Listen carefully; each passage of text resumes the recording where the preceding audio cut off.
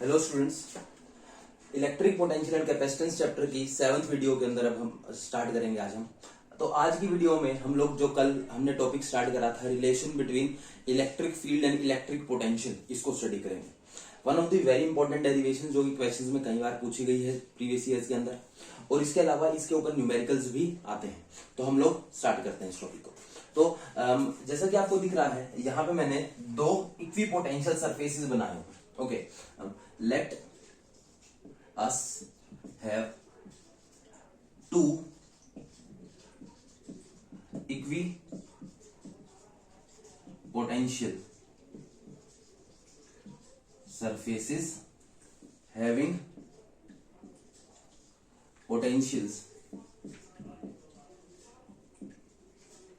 V and V plus delta V respectively as shown in figure। जैसे कि आपको दिख ही रहा है क्वेश्चन के अंदर, इलेक्ट्रिक फील्ड की डायरेक्शन जो है ऊपर की तरफ बनाई गई है। ओके, जो आपका इलेक्ट्रिक फील्ड है वो इस तरफ ऊपर की तरफ जा रहा है, इलेक्ट्रिक फील्ड आपका। दूसरी बात क्या है, इन दोनों इक्विपोटेंशियल सरफेस के बीच में जो डिस्टेंस है वो डीएल है। ठीक है, सेपरेटेड बाय डिस्टेंस डीएल। ये डेरिवेशन बहुत इंपॉर्टेंट है बेटा, इसको relation between E and V इस तरह से पूछा जाता है, by distance DL. Okay, now let us move a charge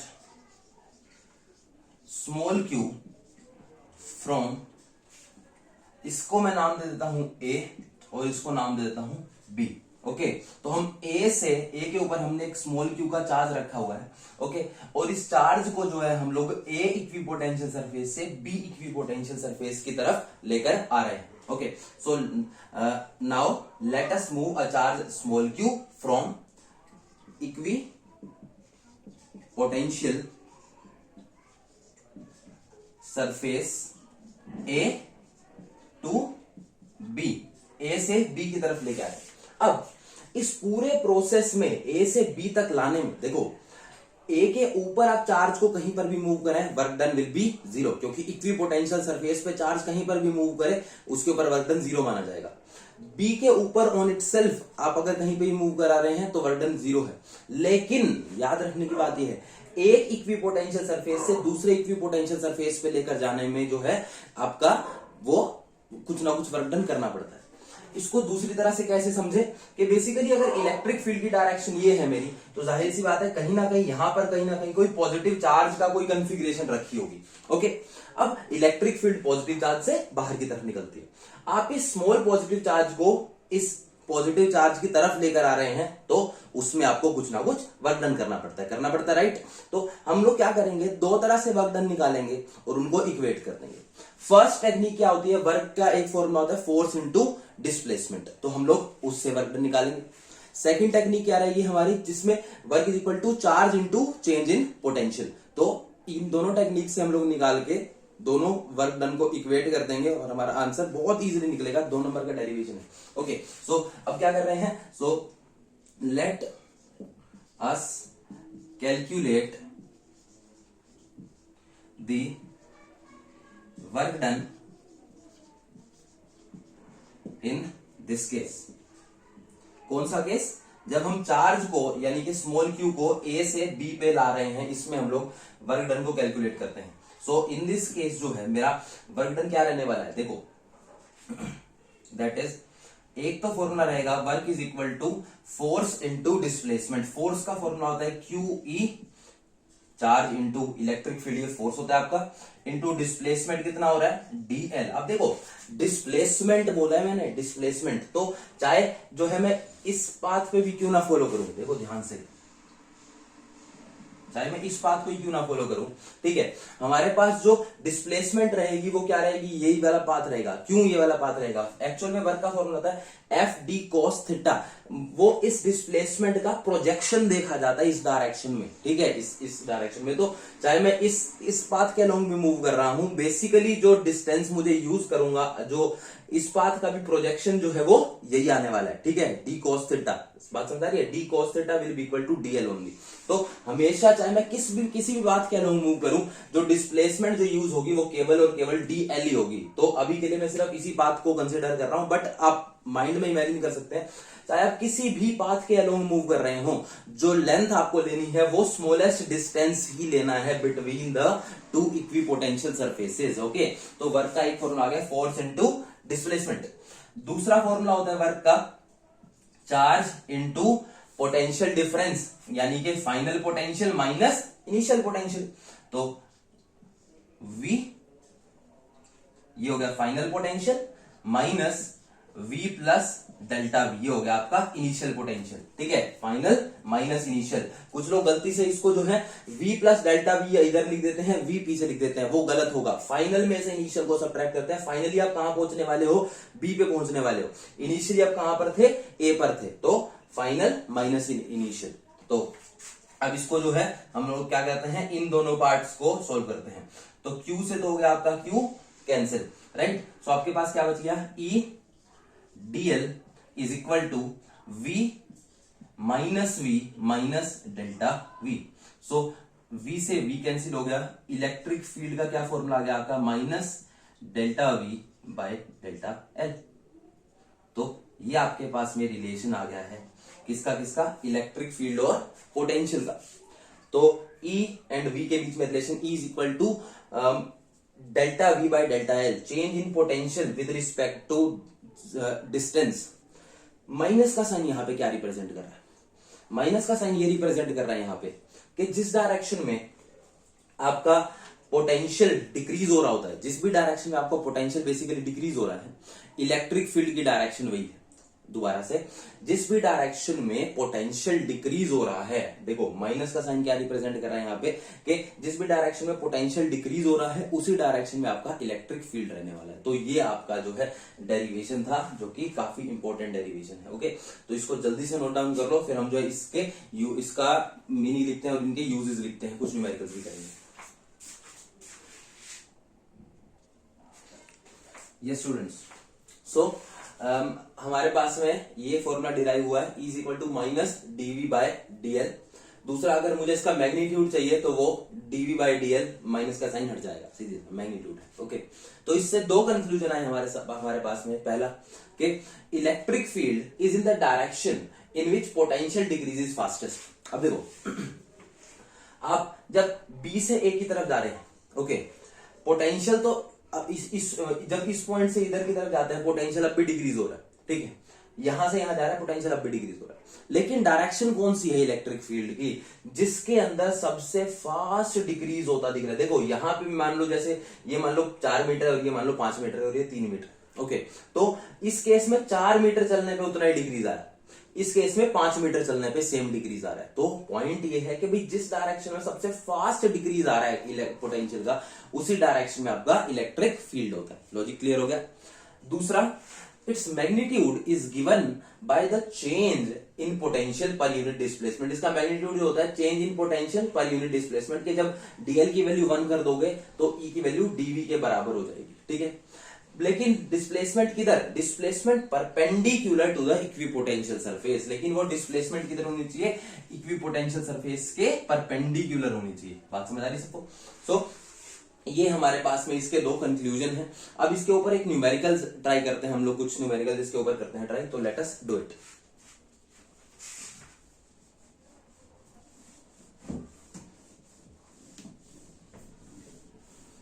okay, so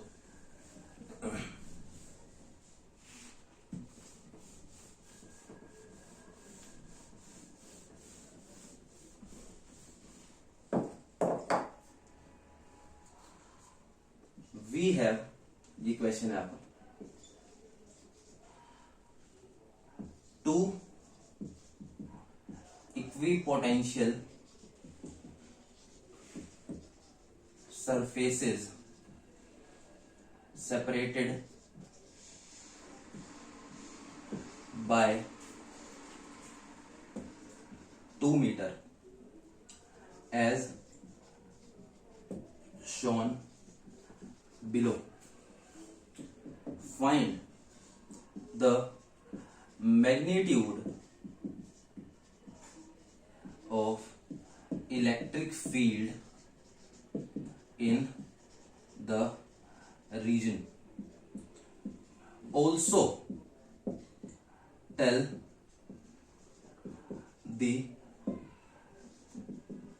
direction of electric field. क्या क्वेश्चन है आपका? आपको एक नीचे डायग्राम मैं अभी बना रहा हूं, तो ये डायग्राम हमें दिया गया है। ये एक इक्विपोटेंशियल सरफेस है 2 वोल्ट और ये दूसरा इक्विपोटेंशियल सरफेस है 3 वोल्ट। ओके, इनके बीच में जो डिस्टेंस दिया गया है, the minimum distance that is 2 metre. Okay, अब आपसे ये पूछा गया है मैग्नीट्यूड ऑफ इलेक्ट्रिक फील्ड निकालें। मैग्नीट्यूड ऑफ इलेक्ट्रिक फील्ड निकालना है तो आपके पास में आंसर बड़ा, देखो अभी समझ आ जाए कितना इजी है कैलकुलेट करना। E is equal to delta V by delta L. अगर मैग्नीट्यूड ही निकाल रहे हैं तो नेगेटिव साइन तो नहीं लगेगा, ठीक है।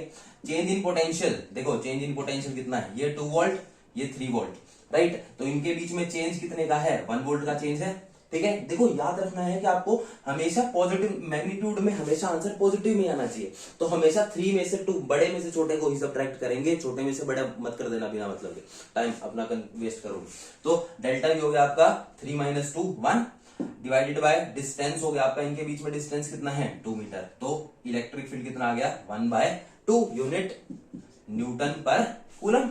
ओके, दूसरी यूनिट देखो, यहां से एक और यूनिट आपके सामने आ रही है इसके केस में, जो कभी कभी और पूछ सकते हैं। देखो V is volt, L is metre, तो इसकी अगर मुझे एक और यूनिट लिखनी हो तो इलेक्ट्रिक फील्ड की दैट इज वोल्ट पर मीटर। तो एक और आपके सामने 1 मार्क्स क्वेश्चन बन गया।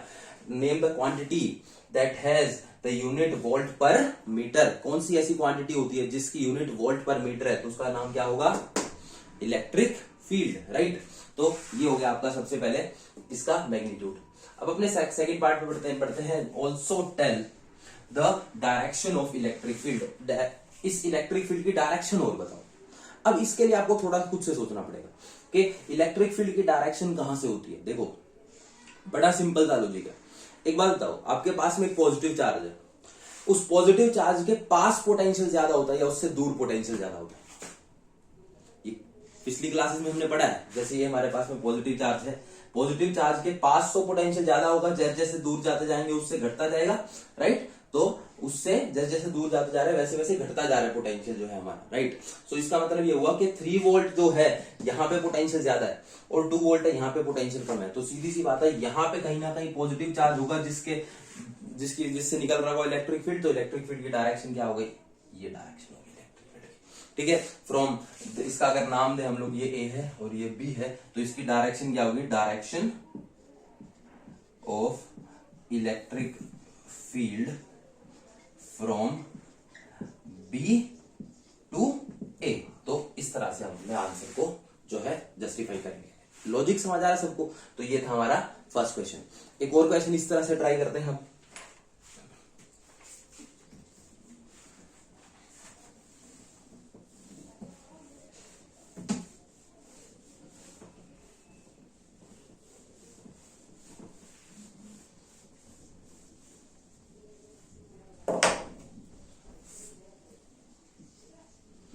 For the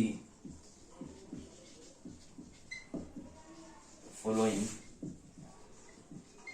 figure, find the electric field. Following figure के लिए आपको इलेक्ट्रिक फील्ड पता करना है कितना है, ओके। तो अब देखो, अब आपको क्या दे रखा है, इस बार आपको इक्विपोटेंशियल सरफेस नहीं दे रखे, कुछ इस तरह से डायग्राम दिया हुआ, आपको इलेक्ट्रिक फील्ड्स की लाइन दे रखी है, ओके।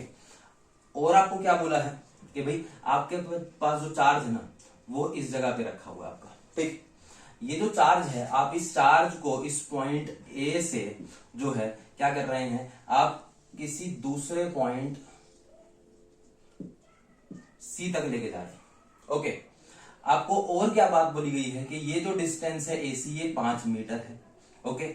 और जो है इसके अगर मैं परपेंडिकुलर इस तरह से ड्रॉ कर रहा हूं तो ये डिस्टेंस आपको दे रखा है 3 मीटर, ओके। अब आपको ये बोला है जो पॉइंट ए है और जो पॉइंट बी है वो उनका आपको पोटेंशियल और साथ में मेंशन कर रखे हैं कि ए पॉइंट है उसका पोटेंशियल है, यानी कि potential at A is 2 volt and potential at C is 4 volt. अब आपसे ये क्वेश्चन पूछा गया है कि find the electric field in the region. अब सुनने में हो सकता है क्वेश्चन आपको लग रहा हो कि बड़ा कंफ्यूजिंग सा क्वेश्चन हो गया सर, लेकिन अगर आपका कंसेप्ट स्ट्रॉन्ग है तो ये क्वेश्चन आपके लिए बहुत ही ज्यादा इजी है. देखो कैसे. अब इलेक्ट्रिक फील्ड की डायरेक्शन इधर बनी हुई.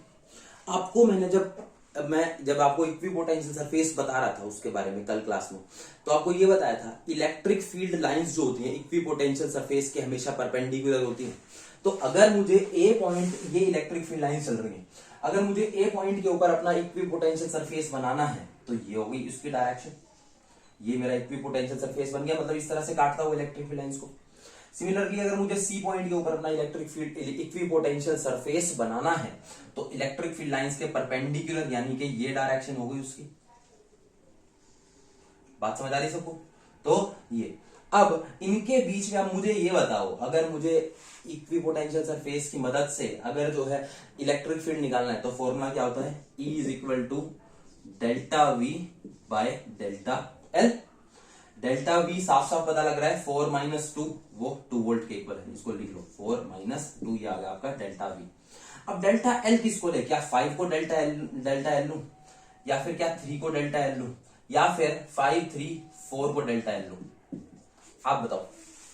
4 मीटर को लेना चाहिए क्योंकि this is the smallest distance between the two equipotential surface. इनके बीच में सबसे छोटा डिस्टेंस कितना है? 4 मीटर. क्या बताया था कि आपको डिस्टेंस कौन सा लेना है? In the direction perpendicular to the equipotential surface. Equipotential surface के परपेंडिकुलर डायरेक्शन है तो 4 मीटर का डिस्टेंस है. तो मुझे डेल्टा एल किसको लेना चाहिए? अपने 4 मीटर को लेना चाहिए, राइट. तो अपना फॉर्मूला क्या बन गया? 2 बाय में 4 दैट इज 1/2 वोल्ट पर मीटर. कुछ लोग न्यूटन पर कूलम में भी लिख लेते हैं, कुछ लोग वोल्ट पर मीटर में लिखना पसंद करते हैं, तो वो अपनी इच्छा के ऊपर. तो आई होप ये वाले क्वेश्चंस आपको इस तरह से समझ आ गए होंगे. ओके, तो ये क्वेश्चंस जो हैं बहुत इतना ज्यादा डिफिकल्टी लेवल इनका नहीं है इतना, तो 1 मार्क्स में या 2 मार्क्स में ये क्वेश्चन पूछे गए हैं आपके प्रीवियस ईयर्स के अंदर. ओके, एक और इसी तरह क्वेश्चन ट्राई कर लेते हैं, क्या पता उसमें आपसे खुद से निकल जाए अगली question. For the following figure find the electric field. एक और आपके लिए सेम क्वेश्चन बना रहा हूं मैं बिल्कुल, तो अब आपको खुद से ट्राई करना है. तो जैसे आपको ये दे दिया, ये इलेक्ट्रिक फील्ड आपको दे रखा है. अच्छा, अब मुझे ये बताओ, अगर ये electric field lines equally spaced है तो इलेक्ट्रिक फील्ड कैसा हुआ? यूनिफॉर्म इलेक्ट्रिक फील्ड हुआ ना. तो वही चीज है, ये आपका यूनिफॉर्म इलेक्ट्रिक फील्ड है. सो अब आपको यहां पे कुछ इस तरह से दे रखा है कि इस पॉइंट के ऊपर जो आपका पोटेंशियल है वो दे रखा है आपको, लेट अस अज्यूम 6 वोल्ट ए पॉइंट में, और ये आपका सी पॉइंट है, इसके ऊपर आपको दे रखा है 3 वोल्ट. ठीक है, 6.6 वोल्ट 3 वोल्ट. अब जो है आपको यहां पे जो है यहां से यहां तक का जो डिस्टेंस है वो हमें दे रखा है 10 मीटर. यहां से यहां तक का जो डिस्टेंस है वो हमें दे रखा है 8 मीटर. अब आपको ये बताना है कि भाई मुझे इसके बीच में इलेक्ट्रिक फील्ड निकालना है. तो अब देखो, अब डेल्टा एल आप किसको लोगे? ये डिस्टेंस लेंगे ना डेल्टा एल के लिए, क्योंकि इक्विपोटेंशियल सरफेस मेरे ये दोनों है. ठीक है, इनके बीच में डेल्टा एल की वैल्यू 10 का स्क्वायर माइनस 8 का स्क्वायर 100 माइनस 64 36, यानी कि 6 मीटर आ गया आपके पास में डेल्टा एल की वैल्यू. ओके, अब जो है आपको डेल्टा वी निकालना है. इलेक्ट्रिक फील्ड का मैग्नीट्यूड अगर उसकी बात करूं मैं, तो delta V by delta L. Delta we हो गया आपका 6 माइनस 3 और डेल्टा एल हो गया आपका 6 मीटर. तो यानी कि 3/6 दैट इज अगेन 1/2 वोल्ट पर मीटर. तो इस तरह से जो है हम अपने क्वेश्चंस को सोल्व कर सकते हैं. तो ये था हमारा आज का फर्स्ट टॉपिक. अपने सेकंड टॉपिक की तरफ बढ़ते हैं. तो ये जितने भी क्वेश्चंस आप बुक के अंदर से इसको देख के खुद से भी कर सकते हैं, प्रैक्टिस करेंगे, अपनी एनसीईआरटी के अंदर मिल जाएंगे आपको इसके क्वेश्चन. ओके, अब अपने सेकंड पॉइंट की तरफ बढ़ते हैं, टॉपिक की तरफ आज के, that is potential energy stored in a system of charges. Okay, कि जैसे ये आज का हमारा सेकंड टॉपिक है.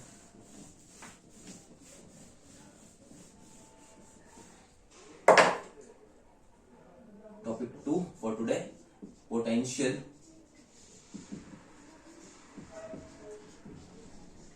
Energy stored in a system of charges. अब देखो कुछ क्वेश्चन होते हैं जिनमें थ्योरी से रिलेटेड कम पूछा जाता है और न्यूमेरिकल इस पे ज्यादा आते हैं, तो ये ऐसा एक टॉपिक है आपका कि इसमें थ्योरी से रिलेटेड कम पूछा जाता है आपका और न्यूमेरिकल्स में ज्यादा पूछा जाता है ये क्वेश्चन, इस तरह क्वेश्चन। ठीक है, तो अब आपके पास में जो है क्या दे रखा है, मान लो आपको कोई भी एक रैंडम चार्ज कॉन्फ़िगरेशन दे रखी है। रैंडम मैं बोल रहा हूं बट यूजुअली रैंडम होती नहीं है, ट्रायंगुलर या फिर जो है स्क्वायर शेप भी होती है। ठीक है, तो आपको कोई भी रैंडम चार्ज कॉन्फ़िगरेशन दे रखी है, एक ये दे दी, एक ये दे दिया और एक ये दे दिया आपको थर्ड चार्ज। ओके, इन इसका R1 डिस्टेंस है, ये Q1 है, ये Q2 है और ये R2 डिस्टेंस पे है और ये आपका थर्ड है जो कि R3 डिस्टेंस पे है। इसको थोड़ा नीचे लिख लेते हैं, R3 डिस्टेंस पे। अब अगर मुझे इन तीनों charge Q1, Q2 and Q3, अगर मुझे क्या करना है, इनके बीच, इनके अंदर कितनी एनर्जी स्टोर है, पोटेंशियल एनर्जी स्टोर है, ये पता लगाना है। तो पहले तो मैं इनके बीच का डिस्टेंस लिखूं, तो अगर ये डिस्टेंस की बात करूं मैं, तो ये Q1 और Q2 के बीच का डिस्टेंस कितना हो जाएगा, R2 minus R1, that is R21। इसी तरह से अगर मुझे जो है Q1 और Q3 के बीच का डिस्टेंस लिखना होगा, तो वो कितना लिखूंगा मैं, R31, और इनके बीच का डिस्टेंस लिखना होगा मुझे, तो मैं क्या लिखूंगा, ये हो जाएगा मेरा R32।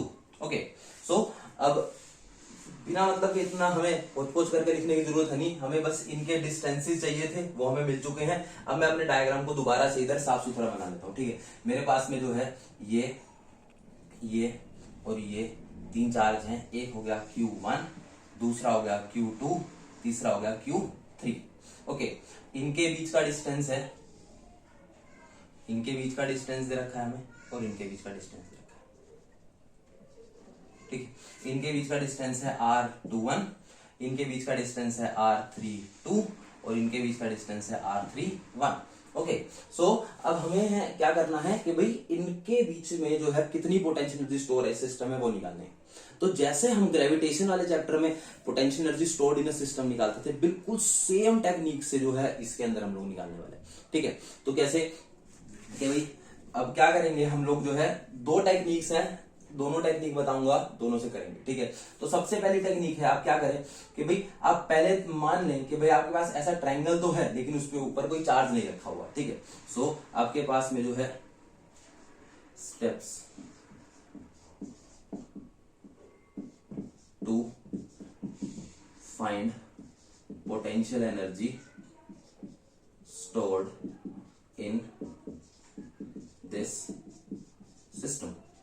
ठीक है, स्टेप नंबर 1, आपने क्या करना है, आपने ये कह देना है कि भाई ऐसी शेप तो है हमारे पास में लेकिन उसमें कोई चार्ज नहीं रखा हुआ, R21, R32 और R31। फिर आपने क्या करना है, जो आपके चार्जेस हैं आपने ये अज्यूम करना है वो सारे के सारे अभी इन्फिनिटी के ऊपर रखे हुए। ठीक है, इन्फिनिटी से आप एक एक करके तीनों चार्जेस को लेके आते जा रहे हो और इस प्रोसेस में जितना ही वर्क डन हो रहा है उसको आप बोल रहे हो कि वो इस पूरे की पोटेंशियल एनर्जी में स्टोर हो गया जाके। ठीक है, तो सबसे पहले आपने Q1 चार्ज को लाके इसके ऊपर रखा। ठीक है, अब इस पूरे प्रोसेस में Q1 तक लाने में कोई वर्क डन करना पड़ेगा आपको इस इलेक्ट्रिक फोर्स के अगेंस्ट, तो जाहिर सी बात है नहीं करना पड़ेगा, कोई चीज रिपेल करने के लिए है ही नहीं, तो वर्क डन किस चीज का, तो Q1 चार्ज को लाने में कोई भी वर्क डन आपको नहीं करना पड़ेगा। ठीक है, अब Q1 की प्रेजेंस में जो है आप क्या लेके आएंगे, Q2 को लेके आएंगे, तो आपने इसको यहां पे लाके रखा, Q2 को इन्फिनिटी से लाके आपने यहां पे रख दिया Q2 को। इस प्रोसेस में कितना वर्क डन करना पड़ा, तो इसको हमने बोल दिया U21, मतलब 2 potential energy of 2 with respect to 1, वो कितना हो जाएगा, K Q1 Q2 by R21 हो जाएगा। तो ये हो गया आपका potential energy of 2 with respect to 1। अब इन दोनों के प्रेजेंस में आप अपने थर्ड चार्ज को लाके यहां पे रखेंगे। ठीक, तो इसको आपने Q3 इन्फिनिटी से लाके यहां पे रख दिया। ठीक, अब इस प्रोसेस में जो आपको वर्क डन करना पड़ेगा और इन दोनों के अगेंस्ट ही करना पड़ेगा। तो अगर इन दोनों के अगेंस्ट वर्क डन करना पड़ रहा है तो दोनों की वजह से कुछ ना कुछ पोटेंशियल एनर्जी आएगी। So potential energy of 3 must be equal to U31 plus U32। Values put करेंगे के पहले U31 की, Q1 Q3 divided by R31 plus के Q2 Q3 divided by R32, ये हो गया आपके पास में Q3। टोटल पोटेंशियल एनर्जी क्या होगी, तीनों का सम हो जाएगी आपकी। तो ये देखो ये U2 है, ये अगर U1 मैं बोलूं तो वो 0 थी, तो टोटल पोटेंशियल एनर्जी क्या हो जाएगी, U1 plus U2 plus U3 हो जाएगी। तो U is equal to U1 plus U2 plus U3। तो इसकी वैल्यू क्या आ जाएगी हमारी, 0 plus K Q1 Q2 by R21 plus K Q1 Q3 by में R31 plus K Q2 Q3 divided by में R32, ये हो गया आपका फॉर्मूला। तो आई होप ये टेक्निक आपको समझ आ गई होगी। ओके, 11th में भी करी है ग्रेविटेशन के केस में पोटेंशियल एनर्जी निकालने की। सो क्या टेक्निक है दोबारा से कि भाई आपने क्या करना है, अगर इस तरह कोई कॉन्फ़िगरेशन दे रखा है, आपसे कोई पूछे कि भाई इसमें कितनी एनर्जी स्टोर है, आपने क्या करना है, step by step. Step number 1 में आपको क्या करना है, ये इमेजिन करना है कि भाई आपके पास शेप तो है लेकिन उस पे ऊपर कोई चार्जेस नहीं रखे, ठीक है। फिर आपने एक एक करके इन्फिनिटी से चार्जेस को लेके आने अपने स्टेप नंबर 2 में। तो सबसे पहले आप जो है Q1 चार्ज को लेके आएंगे। फिर देखो Q1 को रिपेल करने के लिए तो कोई है नहीं उस टाइम पे, तो फिर उसके अंदर जो पोटेंशियल एनर्जी स्टोर होगी वो 0। Q1 की प्रेजेंस में जब आप Q2 को लेके आएंगे तो ये उस टाइम पे Q1 उसको रिपेल कर रहा होगा, तो फिर K Q1 Q2 by R21 हो गया आपका। इस तरह से इन दोनों की प्रेजेंस में जब तीसरे को लेके आएंगे तो इन दोनों की पोटेंशियल एनर्जी हो जाएगी। टोटल पोटेंशियल एनर्जी इन तीनों क्वांटिटीज का सम है, ये हो गया आपका आंसर। तो इस तरह से आप अपने पोटेंशियल एनर्जी स्टोर्ड इन सिस्टम निकाल सकते हैं। एक और टेक्निक है, उसको बोलते हैं इंटरेक्शन एनर्जीज टेक्निक। ओके, ठीक है, तो वो भी अभी करके देख लेते हैं, उससे भी सेम आएगा। इसको नोट डाउन कर लेंगे पहले तो इस वाले स्टेप्स को। तो दूसरा होता है आपका इंटरेक्शन एनर्जीज वाली technique.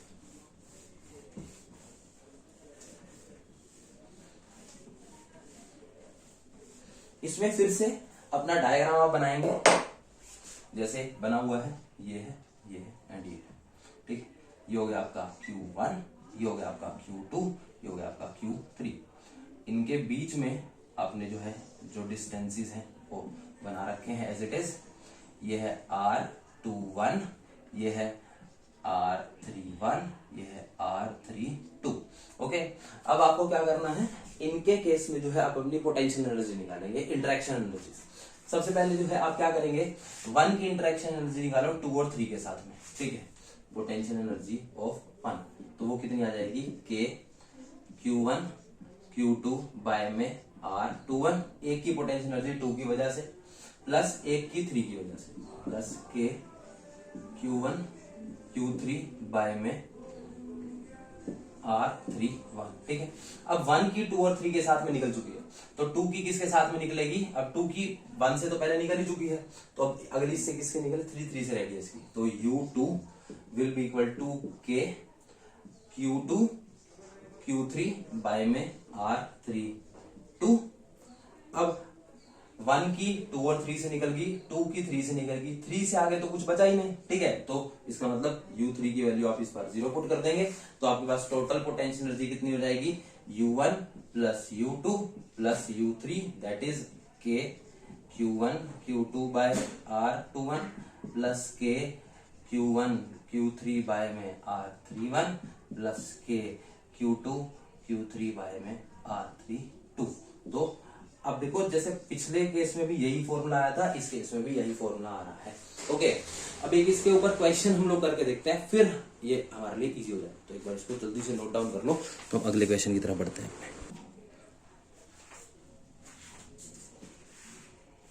Okay students, now let us do this question. Find potential energy stored in the following system. आपको क्या दे रखा है इस बार, एक आपको स्क्वायर शेप दे रखी है और साइड D, और ये उसके ऊपर चार्जेस रखे हैं -Q, Q, -Q and Q। Okay, ये आपको 4 चार्जेस दिए गए हैं इसमें। अब आपको जो है इसके केस में निकालनी है potential energy stored in the system.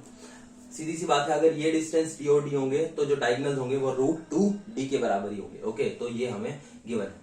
अभी जो है हमने क्या करना है, इसके जो है potential energy stored in the system निकालने। तो हम जो भी टेक्निक आप यूज करना चाहे वो आप यूज कर सकते हैं। दोनों टेक्निक्स मैंने आपको बता रखी है। मैं इंटरेक्शन एनर्जी वाले टेक्निक से इस क्वेश्चन को सोल्व करके आपको दिखा रहा हूँ। ओके, तो सबसे पहले मैंने क्या करना है, 1 की इंटरेक्शन एनर्जी निकालनी है 2, 3 और 4 के साथ में। तो potential energy of 1 will be equal to U12 plus U13 plus U14। क्या आपने अगर 1 की टोटल पोटेंशियल एनर्जी निकाल रहे हो आप लोग, तो वो किसकी होगी? 2 के रिस्पेक्ट में होगी, फिर 3 के रिस्पेक्ट में होगी और फिर 4 के रिस्पेक्ट में होगी। ठीक है, तीनों की वैल्यूज पुट करेंगे। के 1 और 2 की -Q plus Q divided by D plus 1 और 3 की K -Q divided by √2D plus 1 और 4 की K -Q plus Q divided by D। Okay, solve कर लेंगे। -K Q² by D plus K Q² by में √2D minus K Q² by D। Okay, common निकालेंगे Q² by D। Equation क्या आ जाएगी आपके पास में? माइनस एंड माइनस का 2 प्लस 1 बाय √2। ये आ गया आपका U1 पार्ट। ठीक है, अगले पार्ट की तरफ बढ़ते हैं। U2। अब 1 जो है उसकी निकाली हमने 2, 3 और 4 के साथ में। अब 2 की 1 के साथ में तो पहले निकल चुकी है, तो हम सीधा आगे वाले दो को देखेंगे। 2 की निकलेगी 3 और 4 के साथ में। U2 will be equal to U23 plus U24। Okay, तो 2 की 3 के साथ निकालो सबसे पहले। K Q minus Q by में D। अब 4 के साथ में निकालेंगे इसकी K Q divided by √2D। इसको सोल्व कर लेंगे अच्छे से, तो हमारे पास आंसर आ जाएगा हमारा -K Q² by D plus K Q² by √2D। K Q² by D से कॉमन निकाला जा सकता है। K Q² by D common निकल जाएगा, तो हमारे पास -1 प्लस 1 बाय √2 आ गया। ओके, तो ये आ गया हमारे पास में U2। अब लास्ट हमारे पास U3 बचता है, तो U3 की केवल 4 के साथ में इंटरेक्शन बचती है, तो हमने इनकी इंटरेक्शन एनर्जी निकाली। तो K Q minus Q divided by D, क्योंकि ये डिस्टेंस भी D है, राइट। तो ये आ गया हमारे पास में -K Q² by D। U4 के आगे तो कुछ है ही नहीं, तो U4 हो गया हमारा 0। जब टोटल एनर्जी निकालेंगे तो सबका सम कर देंगे, U1, U2, U3 and U4 का। तो U is equal to U1 plus U2 plus U3 plus U4। U किसके इक्वल आएगा आपका? इन सबका सम कर दो। अब देखो K Q² बाय D सब में कॉमन है। K Q² by D common जो है, अब इनको ऐड करना स्टार्ट करते हैं। -2 -1 -3 -1 -4 आ गए यहाँ पे। ठीक है, तो -4 1 बाय √2 यानी कि 2 बाय √2 आ गया। तो इक्वेशन आ गई आपके पास में K Q² by D bracket -2 plus √2। तो ये आपकी potential energy stored in the system आ रही है। ओके, तो एक बार दोबारा चेक कर लेते हैं। -2 -1 -1, तो माइनस का तो 4 हो गया। 1 बाय √2 यानी कि 2 बाय √2 हो गया आपका। तो ये आपके पास में ऑल ओवर दी आंसर्स है। ओके, सो आई होप ये वाला क्वेश्चन आपको क्लियर हो गया होगा। कोई डाउट है तो आप इससे रिलेटेड मुझसे पूछ सकते हैं। तो आज का टॉपिक हम यही समाप्त करते हैं। तो व्हाट्सएप पे भी किसी को डाउट पूछने हो तो पूछ सकते हैं। Thank you very much.